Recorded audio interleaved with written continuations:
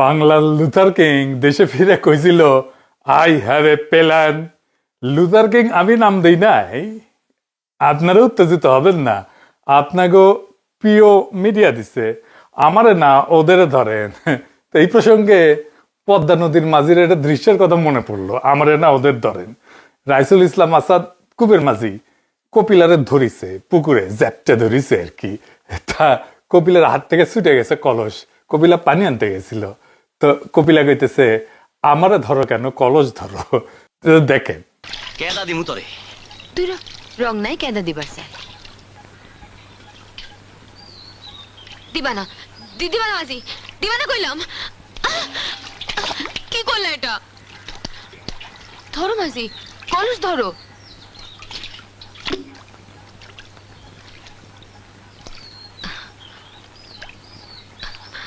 আমারে ধরো কেন, কলস ধরো।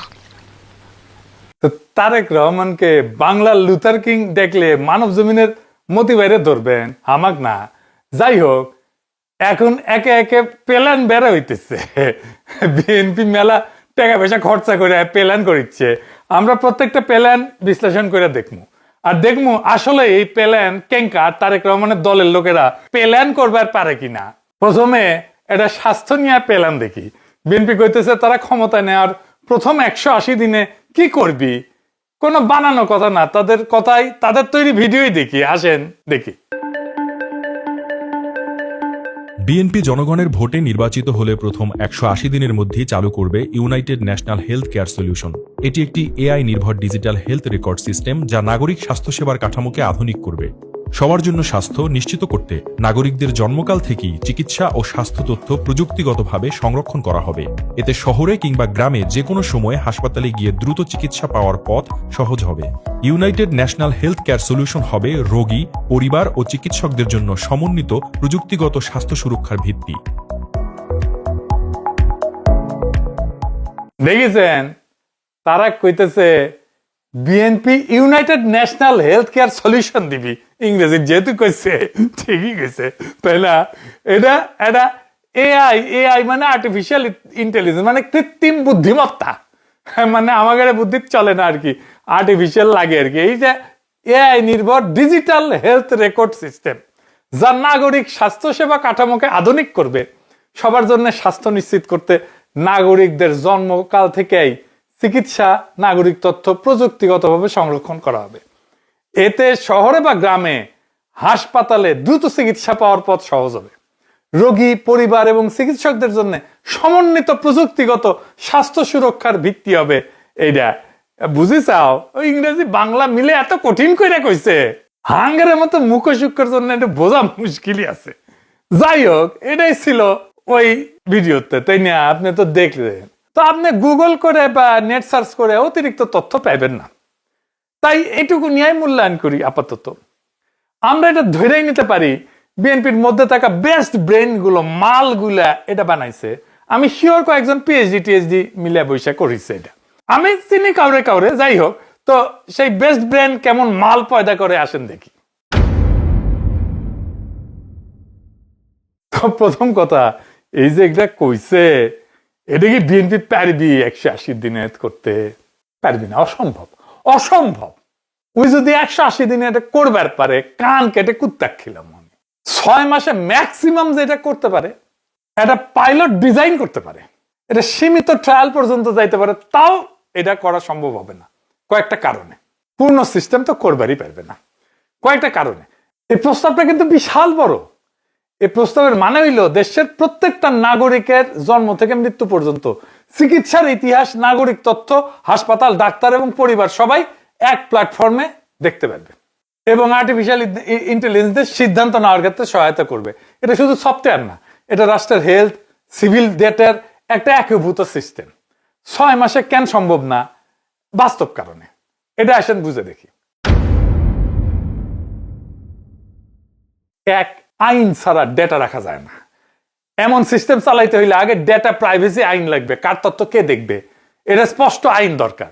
বাংলাদেশে এই লেভেলে স্বাস্থ্য ডেটা আইন এখন নাই, এটা বানানো লাগবে। সময় লাগবে 6 মাস থেকে 1 বছর শুধু আইন বানাইতে। আইন না থাকলে এটা ইউজই করা যাবে না, এটা কাজই শুরু করা যাবে না। ওদের মাথাতেই নাই হেলথ ডেটা প্রাইভেসি আইন লাগবে এটা।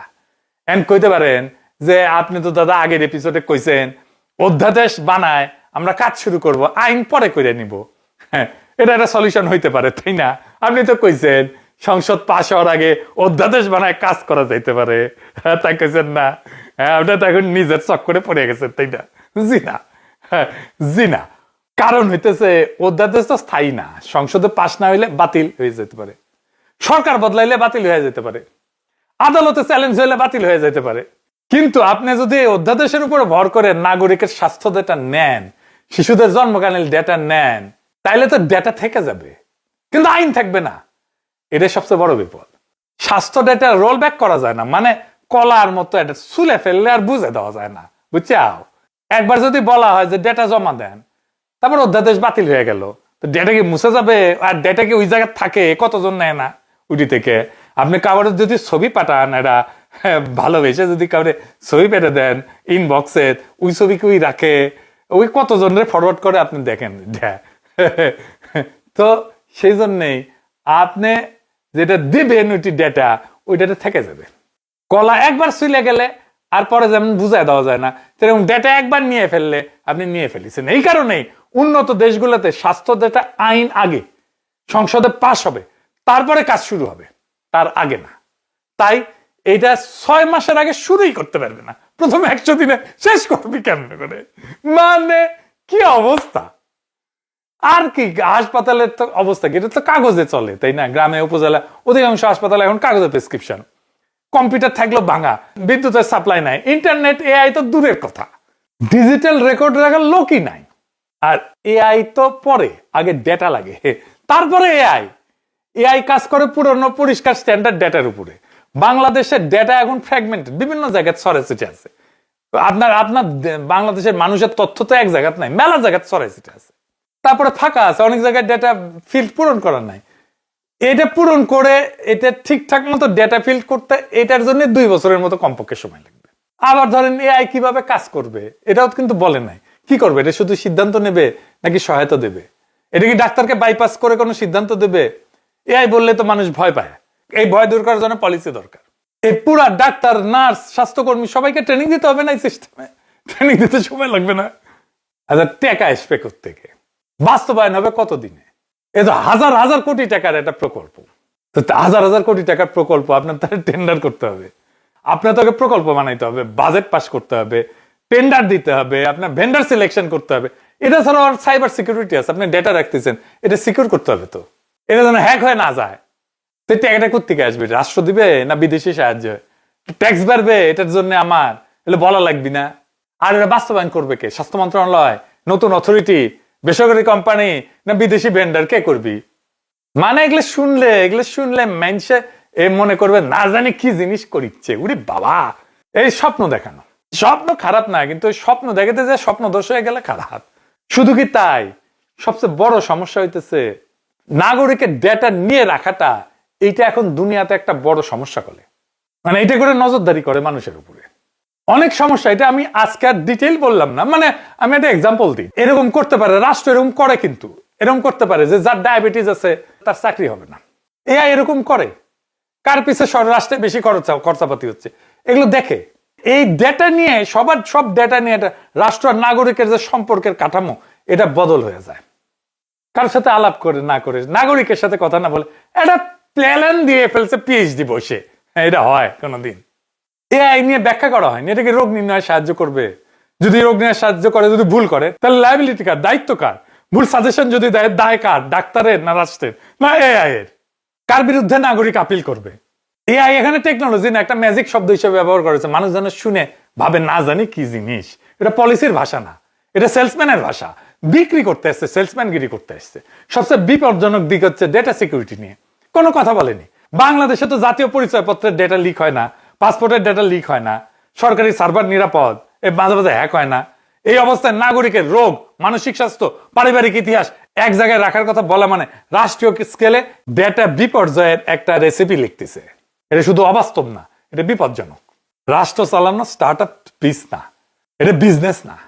এই প্রস্তাবের ভাষা শুনলে মনে হয় এটা মানে স্বাস্থ্য মন্ত্রণালয়ের নোট না, এটা স্টার্ট আপ ইনভেস্টমেন্টের পিস। মানে বুঝেন তো, যে মানে আপনি একটা ব্যবসা করবেন, টাকা নেই আপনার কাছে, টাকা চাইতেছেন, তো যাদের কাছে টাকা আছে তার কাছে যে আপনি এটা বলেন আমার কাছে এরকম একটা আইডিয়া আছে, আপনি কি টাকা দিবেন আমার? নানাভাবে সুন্দর করে বুঝে বুঝে বলে, ওটাকে কয় পিস, স্টার্ট আপ পিস। এটা শিখায়, বিজনেস স্কুলগুলোতে শিখায় যে কেমনে এটা করে টাকা বের করতে হবে, বুঝছাও? তো এটা স্টার্ট আপ পিস হয়েছে, যে কেমনে আপনার ভোটটা বের করবি, বুঝছাও? এআই, ডিজিটাল, ইউনিফাইড, এই শব্দগুলো খুব আধুনিক শোনায়, স্মার্ট শোনায়, মধ্যবিত্তকে ইমপ্রেস করে, এই সমস্ত খুব সেক্সি শব্দ। তাই এটা নীতির প্রস্তাব না, এটা ইমেজ ম্যানেজমেন্টের কৌশল। এই প্রস্তাব বাস্তবায়নযোগ্য না, আইনসম্মত না, প্রশাসনিকভাবে অপরিণত এবং অনাবশ্যক, এটা কোনো কাজে আসবে না। শুধু তাই না, এটা নাগরিকের জন্য ঝুঁকিপূর্ণ। হ্যাঁ, সবচেয়ে ভয়ঙ্কর বিষয় হলো জনগণকে বোঝানোর চেষ্টা করছে যে রাষ্ট্র চালানো মানে অ্যাপ বানানো। এরকম তারেক রহমানের প্রচুর এরকম পরিকল্পনা দেখবেন, অ্যাপ বানাবো, অ্যাপ অ্যাপ আর অ্যাপ আর অ্যাপ। রাষ্ট্র চালানো অ্যাপ বানানো না, এই দুটো এক জিনিস না। আচ্ছা, এইবার আসেন আরো ভয়ঙ্কর কথা, কি যেটা সব নাগরিকের ডেটা থাকবে, তাই কেছে না? তার মানে আর্মির ডেটা থাকবে। Unified national health care solution মানে তো সব নাগরিক এক সিস্টেমে, এনে সমস্যা। রাষ্ট্রে তো কিছু ডেটা ইউনিফাইড হয় না, বিশেষ করে army, intelligence, paramilitary, police, special unit, এগুলোকে সিভিল ডেটার সাথে একসাথে নিচে আনা যায় না। এটা আনলে রাষ্ট্রের আভ্যন্তরীণ স্তর ভেদ যেটা আছে এটা ভেঙে যায়। আর্মির স্বাস্থ্য ডেটা এটা জাতীয় নিরাপত্তা ডেটা। একজন সৈনিকের ক্ষেত্রে স্বাস্থ্য ডেটা মানে শুধু ব্লাড প্রেশার, ডায়াবেটিস, এটা না, হাইট, ওয়েট, এটা না, আমার জ্বর হয়েছে, সর্দি হয়েছে, এটা না। এর মানে হইতে পারে শারীরিক সক্ষমতা, অপারেশনাল ফিটনেস, এইগুলো একটা রাষ্ট্রের যুদ্ধ ক্ষমতার সূচক। আসেন আসলে দেখে নেই একটা আর্মির স্বাস্থ্য ডেটা লিক হইলে কি কি ডিজাস্টার হইতে পারে। এটা আর্মির ভাইরা, সৈনিক ভাইরা, জুনিয়র অফিসাররা আপনারা খুব ভালো করে দেখবেন যে আপনার স্বাস্থ্য ডাটা রাষ্ট্রের সার্বভৌমত্বের সাথে কিভাবে যুক্ত।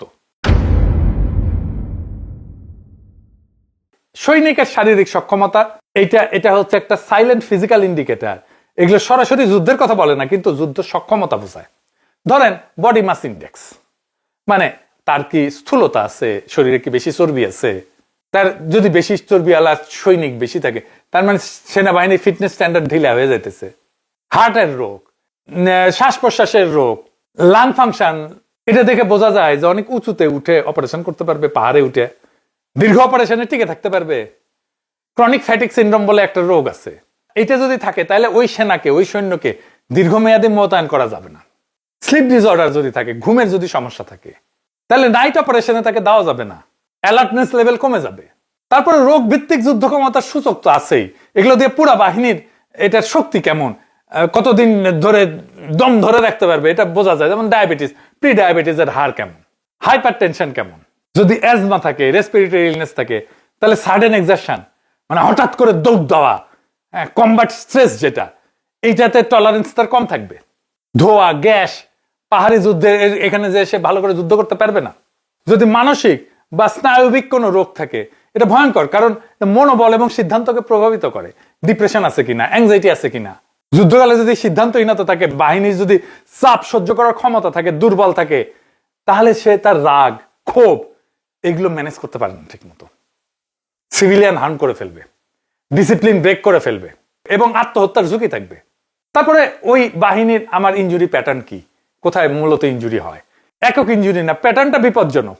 কোন ইউনিটে যদি রিপিটেড ইনজুরি হয় কোন একটা স্পেসিফিক জায়গায়, তাহলে কি হইতে পারে? ধরেন তার ট্রেনিং এর সমস্যা আছে, বা আমার সৈনিককে আমি বেশি বেশি কষ্ট দিচ্ছি, বেশি সময় রাখতেছি। যদি হাড় বা জয়েন্টের যদি কোনো সমস্যা থাকে, তাহলে আমার ইনফ্যান্ট্রি, পদাতিক বাহিনীর যে রেডিনেস, যে কত দ্রুত আমি মোতায়েন করতে পারবো, কত দ্রুত আমি মার্চ করাইতে পারবো, এইটা কমে যায়। তারপরে ধরেন রিকভারি টাইম অ্যাভারেজ, যে একজন আমার সৈনিক একটা অসুস্থ হইলো বা আঘাতপ্রাপ্ত হইলো, কত সময়ের মধ্যে সে আবার যে ফাইট করতে পারবে, রিপ্লেসমেন্ট সাইকেল কত দ্রুত। যদি আমি তাড়াতাড়ি রিকভার করি, তাড়াতাড়ি মোতায়েন করতে পারি, তাহলে আমার যুদ্ধ সক্ষমতা বেশি। যদি দেরি হয়, তাহলে আমার যুদ্ধ সক্ষমতা কম। বোঝা গেছে? তারপরে ধরেন মেডিকেল লিভ, মেডিকেল লিভের ফ্রিকোয়েন্সি কেমন, কতগুলো মেডিকেল লিভ নেয় আমার সৈনিকেরা, কতগুলো নেয় জেনারেলরা, কতগুলো নেয় অফিসাররা, কতগুলো নেয়। তারপরে ধরেন মেডিসিনের কনজামশন প্যাটার্ন, কি ধরনের ওষুধ খায় তারা, কোন ধরনের ওষুধ খায়, স্ট্রেসের ওষুধ খায় বেশি, ব্যথার ওষুধ খায় বেশি। আর যদি জেনেটিক ডিজিজ ওর মধ্যে থাকে, তাইলে তো বুঝেই গেছেন যে বুঝে যাবে যে ভবিষ্যতে এই জাতির কপালে কি আছে, আসলে সোলজার করার মতো লোক পাবে কিনা। এই ডেটা স্বাস্থ্য না, এটা জনসংখ্যাগত যুদ্ধ বিশ্লেষণ। তারপরে ধরেন যে হেলথের কারণে আর্লি রিটায়ারমেন্ট হচ্ছে কিনা, শত্রু রাষ্ট্র এটা দেখবে না যে ওই সোলজার অসুস্থ কিনা, এটা দেখবে না স্পেসিফিক সোলজার, তাদের দরকার এই বাহিনীর গড় সক্ষমতা কত। এইটা ধরতে পারলেই ওইটা দেখে যুদ্ধের সময় নির্বাচন করবে, কৌশল নির্যাতন করবে এবং সাইকোলজিক্যাল ওয়ারফেয়ার সবই করতে পারবে। মানে ধরেন আমি একটা ছোট্ট এক্সাম্পল দিই, আমি যদি ওই ডেটা পেয়ে দেখি যে আমার আর্মি একটা নির্দিষ্ট সময় বেশি রোগাক্রান্ত হয়, আমি তো ওই সময় অ্যাটাক করবো, তাই না? বুঝে গেছে আমার কথা? যদি আমি জানি যে বাংলাদেশ সেনাবাহিনীতে হাসপাতালগুলোতে সবচেয়ে বেশি সংখ্যক রোগী আসে জুন জুলাই মাসে, ওই সময় তারা অসুস্থ থাকে বেশি, হইতেই পারে, বা হইতে পারে মার্চ এপ্রিল মাসে, বা হইতে পারে নভেম্বর ডিসেম্বর মাসে, কোন মাসে সবচেয়ে বেশি রোগাক্রান্ত থাকে আমার সোলজার, তাইলে আমি কি করব? ওই সময় অ্যাটাক করবো তো শত্রু হইলে। এআই তো প্যাটার্ন খোঁজে, ফলে এআই বের করতে পারবে আমাদের সেনাদের গড় শারীরিক সক্ষমতা কেমন, যুদ্ধ ক্ষমতার অনুমান করতে পারবে, লম্বা যুদ্ধ টানার কৌশল ঠিক করতে পারবে, মনোবল দুর্বল করার প্রোপাগান্ডা বানাইতে পারবে। এই ডেটা শত্রু রাষ্ট্রের কাছে সবচেয়ে মূল্যবান, ব্যক্তিগত ডেটা না। স্ট্যাটিস্টিক্যাল যুদ্ধ ক্ষমতা এভাবেই ফাঁস হয়ে যায়। এই ডেটা যদি ফাঁস হয়ে যায়, ডেটা যদি লিক হয়, আমার আর্মির স্বাস্থ্য ডেটা, তাহলে যুদ্ধের আগে আধা হায়ার হয়ে যাবে। এই কারণে পৃথিবীর কোথাও আর্মির ডেটা সিভিল সিস্টেমে রাখা হয় না। ওদের জন্য থাকে আলাদা সার্ভার, আলাদা আইন, আলাদা সাইবার সিকিউরিটি, অনেক সময় অফলাইন থাকে। বিএনপির এই প্রস্তাবে বলা হয়েছে আর্মির ডেটা থাকবে কিনা, থাকলে আলাদা হবে কিনা, কে অ্যাক্সেস পাবে, কে দেখতে পারবে, যুদ্ধকালীন কিভাবে এই ডেটাটাকে ম্যানেজ করা হবে, এই ব্যাপারে কবি নীরব। এই নীরবতাই সবচেয়ে ভয়ঙ্কর। রাষ্ট্র চালাতে গেলে কিছু ডেটা থাকে যেটা উন্নয়নের না, যেটা গোপন থাকার জন্য। এই পার্থক্য না বোঝা মানে রাষ্ট্র বনাম অ্যাপের ফারাক না বোঝা। সিভিলিয়ান স্বাস্থ্য ডাটা লিক হইলেও এটাও বিপর্যয়, রাজনৈতিক বিপর্যয়। আর আর্মির স্বাস্থ্য ডাটা লিক হইলে এটা রাষ্ট্র বিপন্ন হয়ে যাবে। এই কারণে এই ধরনের ইউনিফাইড সিস্টেম নিয়ে কথা বলার আগে আর্মি, সিকিউরিটি, ডিফেন্স, ডেটা একেবারেই আলাদা করার কথা না বললে ওই প্রস্তাবকে দায়িত্বশীল প্রস্তাব বলা যায় না। এই প্রস্তাবকে কোনো বুদ্ধিমান মানুষের প্রস্তাব বলা যায় না। এই প্রস্তাবকে কোনো রাষ্ট্রনায়কের প্রস্তাব বলা যায় না। এই প্রস্তাবকে কোনো রাজনৈতিক দলের প্রস্তাব বলা যায় না। এটা কোনো টেকনিক্যাল প্রশ্ন না, এটা একটা সার্বভৌমত্বের প্রশ্ন। এই ডেটার অ্যাক্সেস কে পাবে, কে কখন দেখবে? এই সিস্টেমে স্বাভাবিকভাবে থাকবে ডাক্তার, হাসপাতাল, admin, software operator, third party vendor, সবাই। তো একজন সিভিল ডাক্তার কি জানবে যে অমুক সৈনিক পোস্ট ট্রমাটিক স্ট্রেস ডিসঅর্ডারে ভুগতেছে? একজন আইটি অপারেটর কি দেখতে পারবে কোন ইউনিটে ইনজুরি বেশি? আমি তো স্বাস্থ্য মন্ত্রণালয়ের কাছে আর্মির হেলথ ডাটার অ্যাক্সেস দেব না, নিতেও চাইবো না। আপনি এই ডেটাবেজে রাখলেন আর্মির ডেটা, সেই ডেটা লিক হইল, উইকিলিক্সে গেল, তারপর দেখা গেল অমুক জেনারেলের ক্যাঙ্কা হবি ব্যাপারটা। হ্যাঁ, রাষ্ট্রের প্রতিরক্ষা, নাগরিক স্বাধীনতা আর স্বাস্থ্য, এই তিনটাকে এক ডেটাবেজে ফেলা মানে উন্নয়ন না, এটা আত্মঘাত। জামাই কোটার বুদ্ধিজীবী কইছিল জামাতের কোনো ফেলার নাই। জামাত ইসলাম যদি সরকারে আসে তাহলে অর্থমন্ত্রী কি হবে? আপনি যে কোনো জামাত ইসলামের লোককে জিজ্ঞেস করেন, পাবলিক ভিশন এগুলো নাই। জি, 11 দলীয় জোট ক্ষমতা আসলে কি করবে তা খুব সলিড পরিকল্পনা আছে।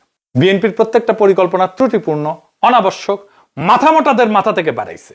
11 দলীয় জোটের পরিকল্পনা grounded in solid problem identification. বিএনপির ডাক্তারেরা জানেই না বাংলাদেশে মানুষের স্বাস্থ্যের সমস্যাটা কি। এখন অনেকে কইবেন দাদা সমস্যাটা কি আপনি কয়া দেন। এটা কোনো রকেট সায়েন্স না। বামেরা যেমন স্লোগান দেয় না ঢাকা বিশ্ববিদ্যালয়ে, তুমিও জানো আমিও জানি, জামাত শিবির পাকিস্তানি। ছাত্র শিবির পাকিস্তানি, তুমিও জানো আমিও জানি, সাদিক কায়েম পাকিস্তানি, তুমিও জানো আমিও জানি, সাদিক কায়েম পাকিস্তানি। তেমন আপনিও জানেন আমিও জানি বাংলাদেশের স্বাস্থ্যের সমস্যাটা কি। বিএনপি জানে না। সেটা কি? সেটা হইতেছে চিকিৎসার খরচা আমরা যোগাইতে পারি না, পরিবার নিঃস্ব হয়ে যায়।